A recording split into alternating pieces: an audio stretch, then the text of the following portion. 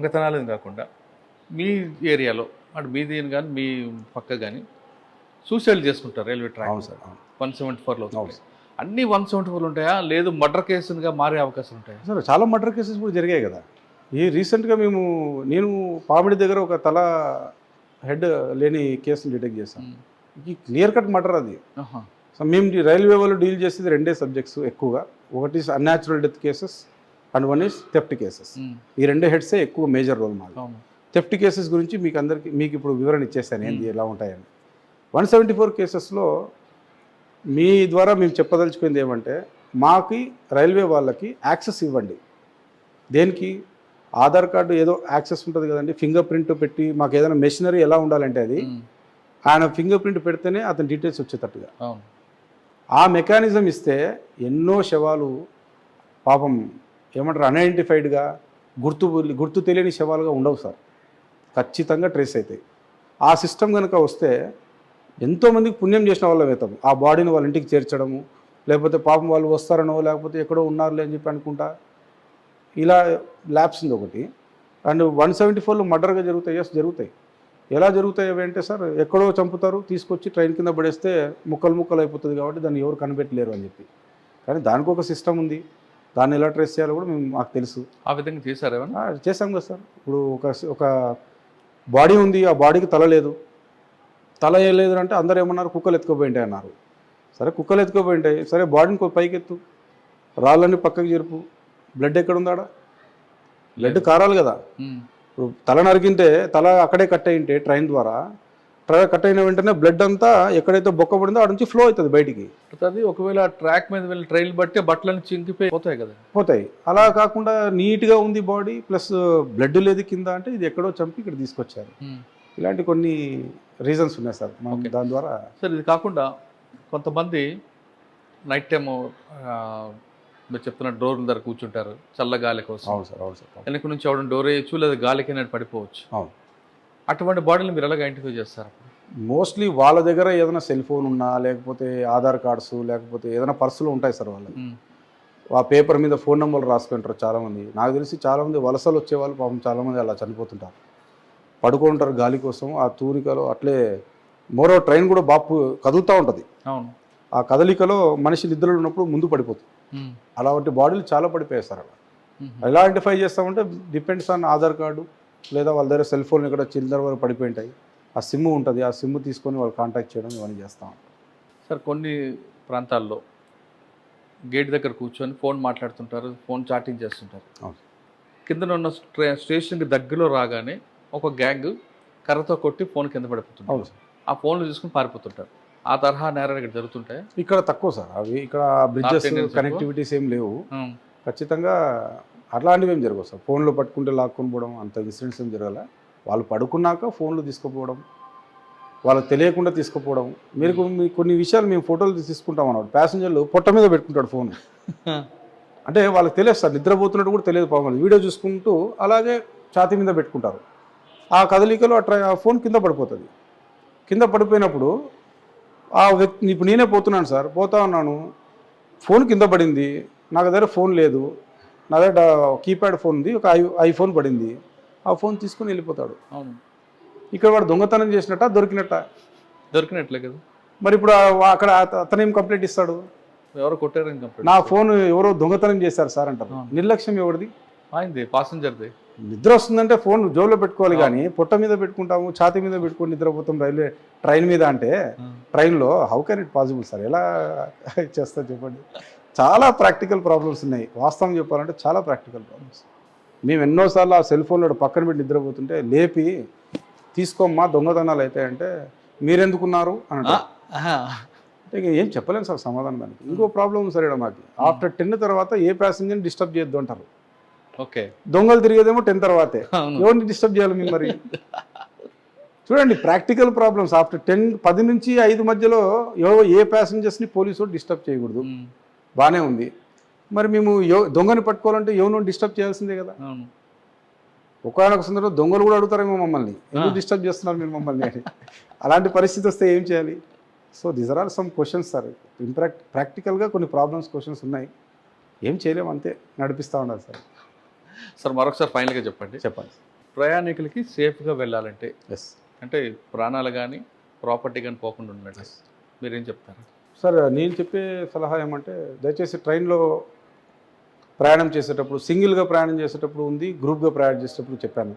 సింగిల్గా ప్రయాణం చేసేటప్పుడు మాత్రం దయచేసి take the help of police మీకు ఏమైనా అనుమానం ఉంది, మీ చుట్టూరా ఎవరో అనుమానంగా తిరుగుతున్నాడు, లేదా మీకు ఏదో డౌట్ వస్తూ ఉంది, నెక్స్ట్ స్టేషన్లో ఎవరో ఒక పోలీస్ కనబడతాడు, చూడండి ఇక్కడ ఏదో సమ్ ప్రాబ్లం ఉంది అంటే మీరు అలర్ట్ చేసిన దానికి వాడికి దూరంగానే పోతారు మీరుకి. ఎందుకంటే అరే పోలీస్ ఆమెతో మాట్లాడింది ఏం పరిస్థితి అని చెప్పి. Police are here to serve you. మేము రైల్వే స్టేషన్లో రాత్రుల పూట తిరిగేది కేవలం మీ సేఫ్టీ కోసమే. మీరు మాతో చెప్పకుండా మీరు లోపలే టెన్షన్ పడుకుంటుంటే వీ కెనాట్ డూ ఎనీథింగ్. మాతో ఫ్రీగా మీరు మాట్లాడాలి, మిమ్మల్ని అడగాలి, సార్ నేను ఇలా వెళ్తున్నాను, దయచేసి మాకు ప్రొటెక్షన్ ఇవ్వండి. రీసెంట్గా ఒక special train, summer special train sir, అది యశ్వంత్పూర్ టు బిలాస్పూర్. ట్రైన్ అంతా యంగ్స్టర్స్తో ఉంది. లేడీ ప్యాసింజర్లు అక్కడక్కడ ఉన్నారు. ఆ లేడీ ప్యాసింజర్ల దగ్గర ముట్టుకుంటే వాళ్ళ దగ్గర ఎంత లేదన్నా 10 తులాల బంగారం ఉంటుంది. సింగిల్గా పోతున్నారు.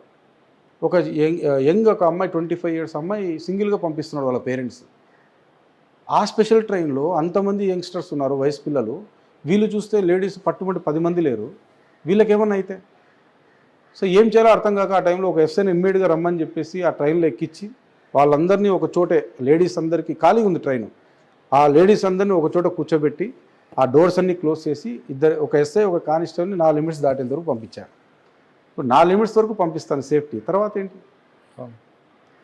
సో బంగారు క్యారీ చేయాలన్నా లేదా, ఒకవేళ తప్పనిసరిగా క్యారీ చేయాల్సి వస్తే దానికి ఎలా ప్రికాషన్స్ తీసుకోవాలా, బాధ్యత ఎక్కువగా మీరు కేర్ఫుల్గా ఉండాలి అనేది. రెండోది దానికంటే ముఖ్యంగా మీరు కూడా సేఫ్టీ చాలా ముఖ్యం. ఈ రీసెంట్గా జస్ట్ 4వ నెలలో, పోయిన నెల వాయిలపాడు దగ్గర ఒక ముస్లింని దొబ్బేసినారు. ఆ ట్రాజడీ కేసు అది. ముస్లామని చైన్ లాగే క్రమంలో, అంటే సేమ్ ఇప్పుడు ఎందుకు చెప్తున్నాడు సార్, ఇది 1 గంటకి 115 hours బాత్రూమ్ వచ్చిందని లేచింది ఆమె. వాకిల్ దగ్గర ఆల్రెడీ ఒకడు ఉన్నాడు. ఆమె నడుచుకుంటూ వచ్చి యూరినల్స్కి పోతూ ఉంటే చైన్ లాగే క్రమంలో ఆమె గట్టిగా పట్టుకోయింది వాడిని. నా చైన్ వదిలేసేయాలి, అట్లే జుట్టు పట్టి గీడ్చి కిందికి లాగేసేవాడు. ఏం చేయాలి సార్ వాడిని? పట్టుకున్నాం వాడిని. సార్ వదలం సార్, మేమే పోయినాం, మా టీమే, మేడం గారు ఉండి నగేస్తారు ఎటు తిరిగి దొరికాడా. ఎలాగే మిర్జాపూర్ గ్యాంగ్, అదే మొన్న గుత్తిలో చైన్ స్నాచింగ్ చేసి పట్టుకున్నాం కదా, దానిలో ఎలా దొరికాడండి వాడు? సార్ ఇది చాలా హోంవర్క్ చేస్తాం, దానికి చాలా హోంవర్క్ చేసాము. అదే ఇందాక చెప్పాను కదా సార్, ఒక కార్ వస్తుంది, ఆ ట్రైన్కి వీళ్ళు కార్లో వచ్చారు. యూపీ నుంచి కార్ వేసుకొని 5 మంది వచ్చి ఉలిందకొండలో దొంగతనం చేసిన తర్వాత నేరుగా చిత్తూరుకు పోయినారు. చిత్తూరులో సేమ్ కార్లో వదిలేసిన తర్వాత 4 ట్రైన్ ఎక్కుతారు. 5 మందిలో 4 ట్రైన్ ఎక్కేసి వాయిలపాడు రాగానే దొంగతనం చేసి ఆ ముస్లింను బయటికి తోసిన తర్వాత కార్ ఎక్కేసి మళ్ళీ వెళ్ళిపోతారు. ఈ విధంగా దొంగతనాలు చేసుకుంటూ పోతున్నారు. ఆమె పాపం కంప్లీట్గా దెబ్బలు తగిలాయి. దాని మీద రాబరీ కేసు కట్టాము మేము. దొరికాడా? దొరికాడు సార్. ఏం చేశారు? జైలు ఉన్నాడు ఇప్పుడు. సార్ అది మనం ఎమోషనల్గా ఆలోచించాలి. ఇప్పుడు దగ్గర 70 years లేడీ ఆమె. 70 years లేడీ వాడు అంత కఠినంగా వాడు వ్యవహరిస్తా ఉంటే మనం ఇలా ఉంటాం సార్. సార్ సాధారణంగా మీరు ఇంటర్ స్టేట్ కాకుండా అదర్ స్టేట్ గ్యాంగ్స్ అని చూస్తున్నారు కదా, ఈ పర్టికులర్గా సౌత్ ఇండియా వైపే వీళ్ళందరూ ఫోకస్ చేయడానికి రీజన్ ఏంటంటే వాళ్ళు ఏం చెప్తుంటారు? సార్ నేను ఇంట్రాగేషన్ చేసినప్పుడు వాళ్ళు చెప్పిన ఒకే ఒక మాట, రిపీటెడ్గా వింటున్న మాట, రకరకాల అఫెండర్స్ దగ్గర నుంచి వింటున్న మాట ఏమంటే ఒకటే మాట, మీ సౌత్ ఇండియాలో ఉన్న వాళ్ళు ఎక్కువగా గోల్డ్ వేసుకొని తిరుగుతారు, మీ దగ్గర గోల్డ్ ఎక్కువగా ప్రయాణానికి వాడతారు, పెళ్ళికి పోవాలన్నా తీసుకుపోతారు, లేదా మెల్లో మంగళసూత్రం ప్రతిదీ కూడా బంగారం చైనే. సో మాకి ఆ నార్త్ ఇండియాకి వెళ్ళి మాకంత యాక్సెస్ లేదు, ఎవరు కూడా బంగారు ఆభరణాలు వేసుకొని తిరగరు. ఈజీగా మాకు ఒక 2 lakhs 3 lakhs 4 lakhs సంపాదించుకోవాలంటే ఒక చైన్ లాగేస్తే అయిపోయింది అన్న పరిస్థితిలో వాళ్ళు ప్రతి ఒక్కరు చెప్పిన స్టేట్మెంట్లో అది కలిసింది. అదొకటి. రెండోది ఇందాక తమరికి చెప్పాను, బెయిల్ విషయంలో చెప్పాను, బెయిల్ అనేది ఈజీగా తొందరగా వస్తుంది అనే అపోహ ఉందన్నమాట. ఆ రకంగా కూడా చేస్తున్నారు. మెయిన్ బంగారు క్యారీ చేస్తారు సౌత్ ఇండియాలో, ఎక్కువగా యాక్సెస్ ఉంది బాగా అనేది ఒక దృక్పథంతో వస్తున్నారు సార్ వాళ్ళు. సార్ మీరు మీ అన్నయ్యని చూసి డిపార్ట్మెంట్కి వచ్చారు, మీకు చేతనంత వర్క్ చేస్తారు. నేను చెప్పాలంటే చాలా ఇంటర్వ్యూ చూసా కానీ సార్ రైల్వేలో ఇంత మంచి ఆఫీసర్ నేను బహుశా ఫస్ట్ టైం చూడండి ఇంత ప్యాషన్గా చేయడం సార్ మిమ్మల్ని చూసి కానీ లేదా పోలీస్ డిపార్ట్మెంట్ రావాలనుకున్న వాళ్ళకి మీరు ఇచ్చే మెసేజ్ ఏంటి? సార్ పోలీస్ డిపార్ట్మెంట్ అనేది 100% చేయాలి సార్. ఇప్పుడు టాస్క్ లేకుండా రిస్క్ లేకుండా సాఫీగా జరగాలంటే అది లైఫ్ ఎలా అవుతుంది సార్? ఎంజాయ్ ఉండదు, అది అసలు ఆ మజా kick వేరే వేరే ఉండాలి. ఇప్పుడు ఒక గ్రాఫ్ చూస్తే హార్ట్ బీట్లోనే అప్ అండ్ డౌన్స్ ఉన్నాయి. Simple thing. అవును, దాంట్లోనే అప్ అండ్ డౌన్స్ ఉన్నప్పుడు లైఫ్లో అప్ అండ్ డౌన్స్ వస్తాయి, వస్తాయి. రిస్కులు వస్తాయి, అవన్నీ వస్తాయి సార్. వావ్, అన్నిటికి భయపడి పోతాము అంటే హౌ కెన్ ఎలా లైఫ్ ఇది?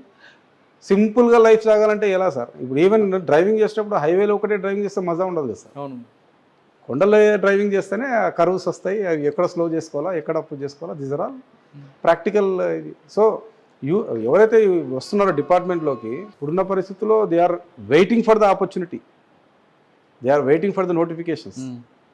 అదే కనుక వస్తే చాలామంది ఉన్నారు పాపం, వచ్చి చేయాలా, డెడికేటెడ్గా చేయాలి, but they want some opportunities and వాళ్ళు ఉన్నారు సార్, రెడీ ఉన్నారు, they are ready to come, but way కావాలి కదా. అదే ప్రజలకు సేవ చేయాలంటే పోలీస్ డిపార్ట్మెంట్ బెస్ట్ ప్లాట్ఫామ్ అంటారు నగేష్ బాబు గారు. రండి, ఇక్కడికి వచ్చిన తర్వాత ఏదో చేసామని కాకుండా ఒక ఛాలెంజ్ని తీసుకుని ఒక టాస్క్లో వెళ్తే అందులో ఉన్న మజా, అందులో కిక్ వేరే ఉండదు అంటున్నారు వెంకట నగేష్ బాబు గారు. రైల్వే ప్రయాణికులు ముఖ్యంగా మీరు ఎప్పుడు కూడా పోలీసుల మీదే బాధ్యత వేయకుండా మీ వంతు బాధ్యత కూడా చేయండి, తర్వాత ఏం జరిగితే మీ ఉన్నామంటూ మీకు భరోసా ఇస్తున్నారు. ఇది బి వెంకట్ నగేష్ బాబు గారితో ఎక్స్క్లూజివ్ ఇంటర్వ్యూ. వచ్చే వారం మరో గెస్ట్ కలుద్దాం. అంతవరకు నమస్తే. Thank you sir. Thank you very much. Thank you sir.